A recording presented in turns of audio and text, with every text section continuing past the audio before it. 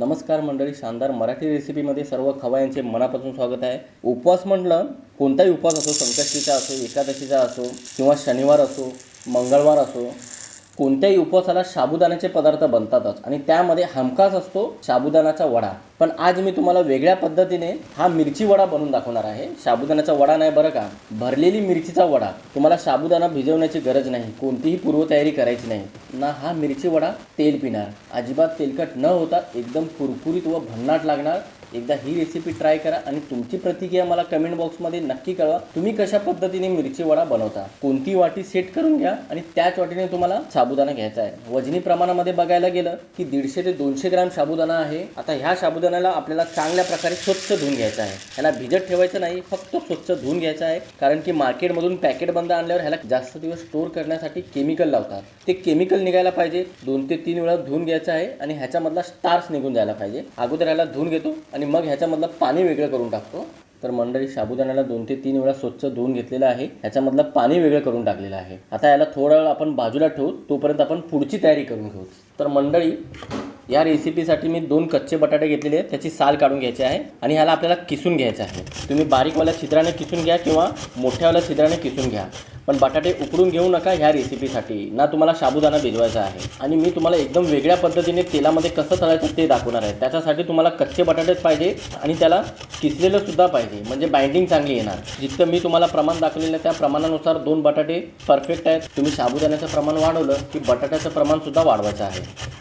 संपूर्ण बटाटे पाण्यामध्ये किसून घ्यायचा आहे आणि पाण्यामध्येच आपल्याला या बटाट्याला स्वच्छ धुवून घ्यायचा आहे. जो काही स्टार्च आहे तो निघून जायला पाहिजे. पाण्यामध्ये बटाटे किसून घेतल्यामुळे बटाटे काळे पडत नाही, शिवाय ह्याचा स्टार्चसुद्धा निघून जातो. आता काय करायचं, आपल्याला हे बटाट्याचा किसला असं पिळून घ्यायचं आहे.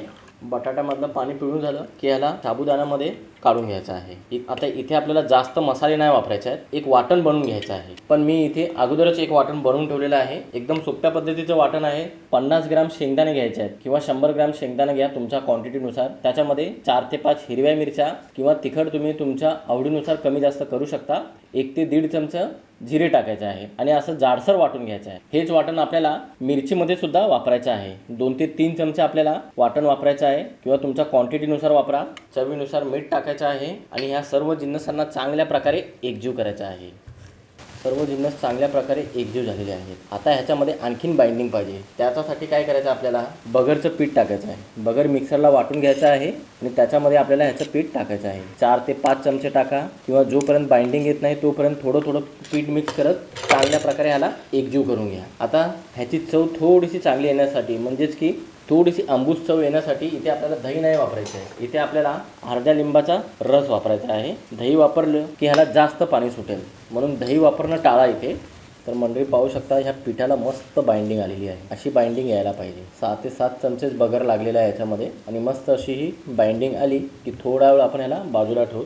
तर मंडळी, या मिरची वड्याला मिरची कशी पाहिजे तेही पाहून घ्या. पोपटी रंगाची मिरची आहे आणि रुंदीला जाड आहे पण उंचीला कमी आहे. ह्याची देठं काढायची नाही, ह्याला स्वच्छ धुवून घ्यायचं आहे आणि मधून एक कट मारायचा आहे. मधून कट का मारायचा आहे, ह्याच्यामधल्या बियासुद्धा आपल्याला काढून घ्यायच्या आहे. तुम्हाला तिखट जास्त हवं असेल तर ह्याच्यामधल्या बिया काढू नका आणि तिखट कमी पाहिजे असेल तर बिया पूर्ण काढून घ्यायच्या आहेत. चांगल्या प्रकारे मधल्या बिया काढून घ्या आणि साफ करून घ्या. मिरच्यामधल्या बिया काढल्या की आता आपल्याला हे बनवून ठेवलेलं वाटण ह्याच्यामध्ये टाकायचं आहे. त्या वाटणमध्ये थोडंसं तेल टाकू शकता तुम्ही, म्हणजे काय होणार, ह्या वाटणला पण हलकीशी बाइंडिंग येऊ शकते. पण मी तेल नाही वापरत आहे, फक्त ह्याच्यामध्ये असं आपल्याला हे वाटण भरून घ्यायचं आहे. तर मंडळी, सर्व मिरचीमध्ये वाटण भरून झालेलं आहे. आता काय करायचं, साबुदाण्याचं बनवलेलं पीठ असं हातावर घ्यायचं आहे आणि त्याच्यावरती आपल्याला एक मिरची अशीच ठेवायची आहे आणि ह्याला असं कव्हर करायचं. जास्त जाड नको ना जास्त पातळ, हलक्या हाताने असं पातळ थर ह्याला पसरून घ्यायचं आहे. फक्त देठाची बाजू आहे ना आपल्याला मोकळी सोडायची आहे. तर मंडळी पाहू शकता, असं आपल्याला एक एक करून सर्व मिरची वडे तयार करून घ्यायचे आहेत. तर मंडळी, आपल्याला इडली स्टीमरमध्ये मिरच्या असा काढून घ्यायच्या आहेत.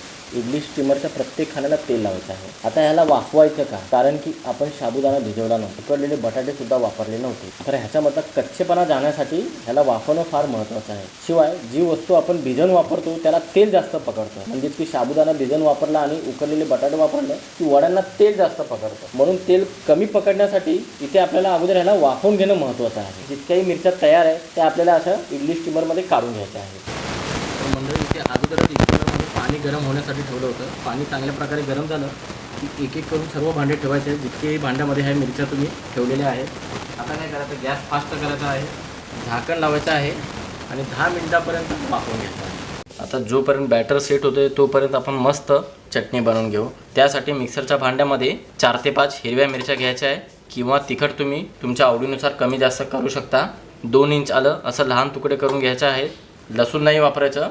1 चमचा जिरे, 1 ते 1.5 चमचा भाजलेल्या शेंगदाण्याचे कूट. तुमच्याकडे भाजलेल्या शेंगदाण्याचे कूट नसेल तर तुम्ही भाजलेले शेंगदाणे 2 ते 3 चमचे वापरू शकता. चवीनुसार शेंदव मीठ आणि 2 चमचे दही. दही वापरायचे नसेल तर तुम्ही 1 लिंबाचा रस वापरला तरी चालेल. आता अगोदर आपल्याला ह्याला एकदम बारीक वाटून घ्यायचा आहे. मग तुमच्या आवडीनुसार म्हणजे तुम्हाला चटणी कशी खायला आवडते, पातळ किंवा घट्ट, त्यानुसारच ह्याच्यामध्ये पाणी वापरायचं आहे आणि एकदम बारीक वाटून घ्यायचं आहे.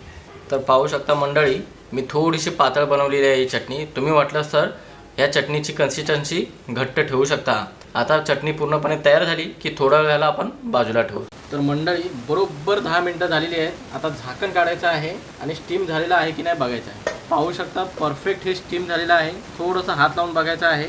बाइंडिंग ही परफेक्ट आलेली आहे. आता काय करायचं, स्टीमर काढायचं आहे. ह्याच्यामधल्या मिरच्या चांगल्या प्रकारे थंड करून घ्यायच्या, मगच तळायला घ्यायचं आहे. त्याच्या अगोदर तळायला घ्यायचं नाही. तर मंडळी इथे अगोदरच तेल मी कडकडीत गरम करून घेतलेलं आहे. फक्त धूर निघू देऊ नका. तेल चांगल्या प्रकारे गरम झालं, एक एक करून हे मिरची वडे ह्या तेलामध्ये सोडायचे आहे. पाहू शकता बुडबुड्या येत आहेत तेलाला. इतक्या प्रकारे आपल्याला गरम करून घ्यायचं आहे तेल. आता गॅस आपल्याला मध्यम करायचा आहे आणि आलटून पलटून मस्त कुरकुरीतपणा येईपर्यंत आणि रंग थोडासा वेगळा होईपर्यंत आपल्याला तळून घ्यायचा आहे. घाई अजिबात करू नका आणि गॅस स्लो करू नका. गॅस स्लो केला तर मिरची वड्यांना तेल नक्की पकडणार. तर मंडळी आपण पाहू शकता फक्त 1 ते 1.5 मिनिटामध्ये मस्तपैकी फ्राय झालेले आहेत. कारण की आपण ह्याला वाफवून घेतलं होतं. ह्याला जास्त वेळ लागत नाही आणि कुरकुरीतपणा सुद्धा एकदम चांगला आलेला आहे. पाहू शकता जबरदस्त असं दिसत आहे आणि खायलाही तितकेच टेस्टी लागतील. आता अशाच पद्धतीने बाकीचे मिरची वडे तळून घेतो आणि ह्याला एका प्लेटमध्ये काढून ठेवतो.